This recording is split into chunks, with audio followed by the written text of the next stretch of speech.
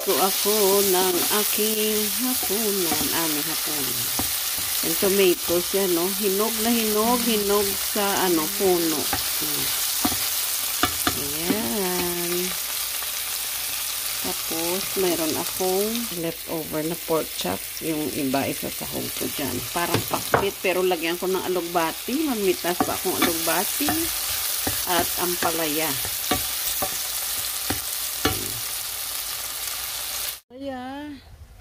At ang alugbati ko dun, no? Okay, pitas na ako, wala akong cameraman. Okay, mitas na lang ako. Sahog ko na yung squash, ito na lang, tapos yun, idagdag natin, himayay natin. Okay, dok. Lagyan ko siya ng ganito na bagoong. Hopefully masarap siya. Ito na ang ating greens. Ampalaya. Gusto ni Mister yung sabaw. Ewan ko, kakain naman siya. May bagoong. Okay naman siya. Makain siyang isda.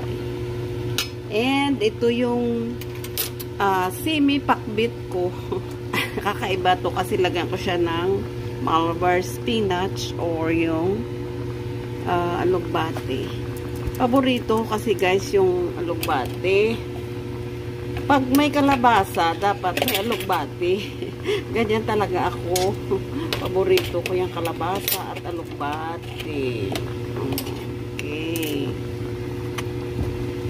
Ayan. Takpan natin para malahog yung dahon. Oh my goodness. Sarap-sarap naman ang ulam natin. Oh. Kahit sabaw at gulay lang, talo-talo na. Yung meat na sa ilalim. Ayun. May buto pa, oh. Maganda yan kasi kahit pa may buto. Pork chop yan, eh. Bihira ako maglahok ng ganito. Usually either ganyan lang, tapos magprito lang ako ng fish or shrimp, ganyan. Pero okay na yan. Oh my goodness. Ay, ang sarap. Yum, yum. Kain na tayo. Thank you, Lord. Oh my golly. Sige na, okay na to. Parang si, lang. Si Mrs. Tan Felix. Okay na to. Kaya po tayo. Yung rice ko.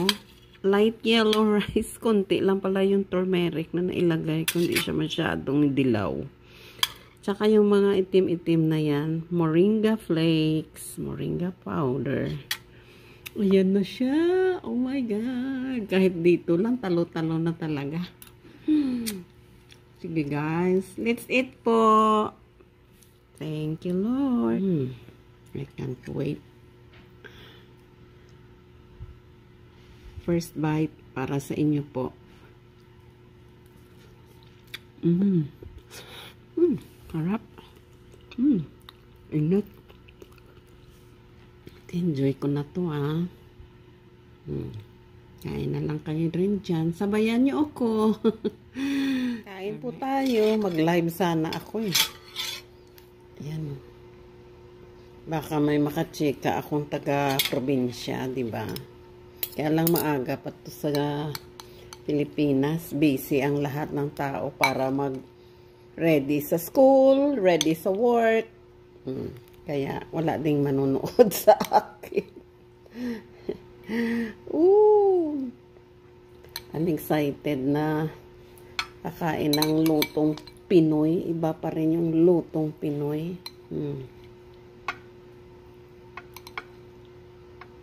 Kaya si Charles na sanay na rin siya sa mga lutong Pinoy at gusto naman niya. Kasi ayaw na rin niya ng nag-change din yung diet niya.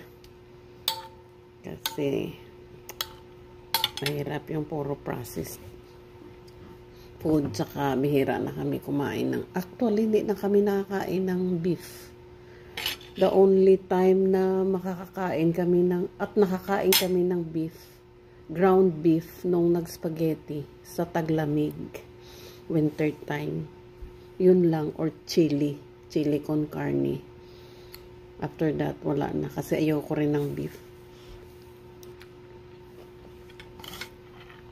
Pag beef karne prita sa Pinas, baka kainin ko. Kakain naman din pag takot lang. Okay.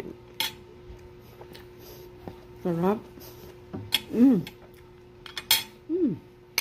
Ang sarap ng aking gulay.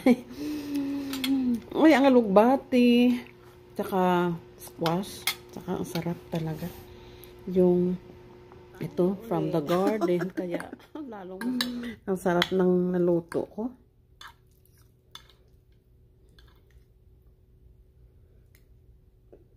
Alugbati.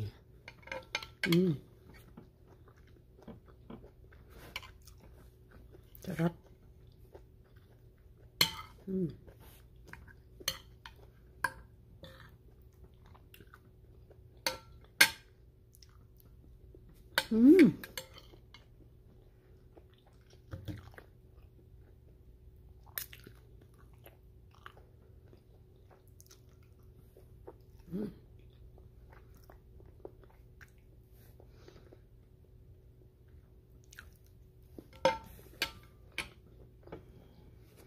Talaga guys, 4 ito.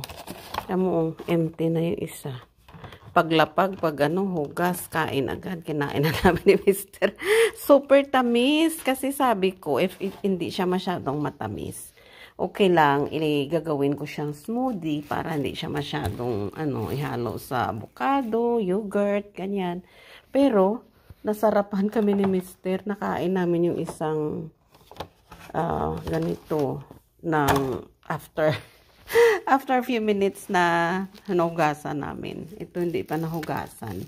Kasi masisira siya kapag basa at hindi ma-dry tapos i-store mo. So, kailangan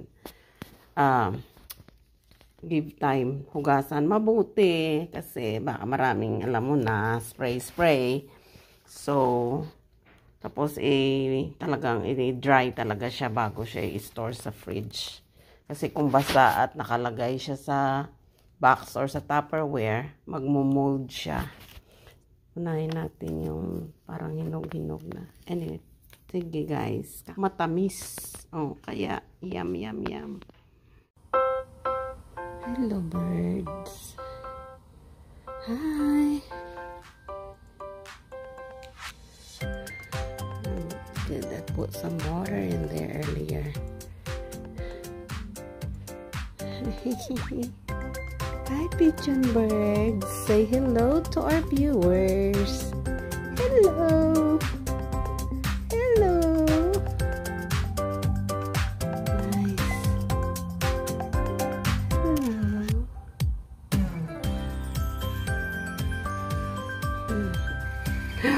Oh, chase ng dog. My dog kasi. Oh. Alright.